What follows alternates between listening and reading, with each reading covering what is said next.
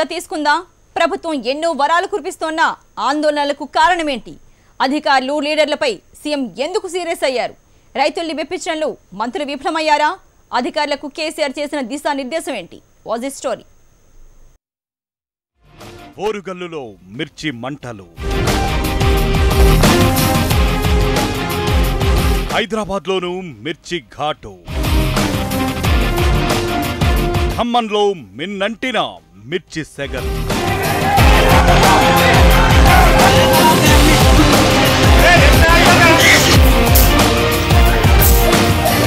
యావత్ తెలంగాణలో కడుపు మంటతో మిర్చి రైతులు రోడ్డెక్కారు. పండించిన పంటకు మద్దతు ధర ఇవ్వాలంటూ ఆందోళనలు చేశారు. దీంతో టీ సర్కార్ మిర్చి రైతుల ఆందోళనపై దృష్టి సారించింది.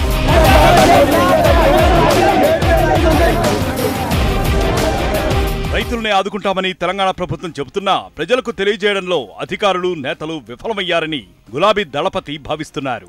అలాగే ఖమ్మం ఘటనపై కేసీఆర్ సీరియస్ అయ్యారు. మిర్చి రైతుల ఆందోళనపై అందుబాటులో ఉన్న మంత్రులతో ఆయన చర్చించారు.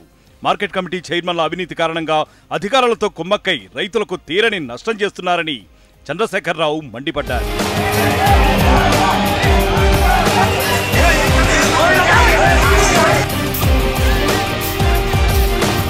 మిర్చి రెండవ పంట కావడంతో సహజంగానే మొదటి పంట కన్నా తక్కువ ధర ఉంటుందనే విషయాన్ని రైతులకు చెప్పడంలో ఎందుకు విఫలమయ్యారని నేతలను గులాబీ బాస్ ప్రశ్నించారు. కేసీఆర్ క్లాస్తోనే హుటాహుటిన మంత్రి తుమ్మల సమావేశం పెట్టినట్లు తెలుస్తోంది.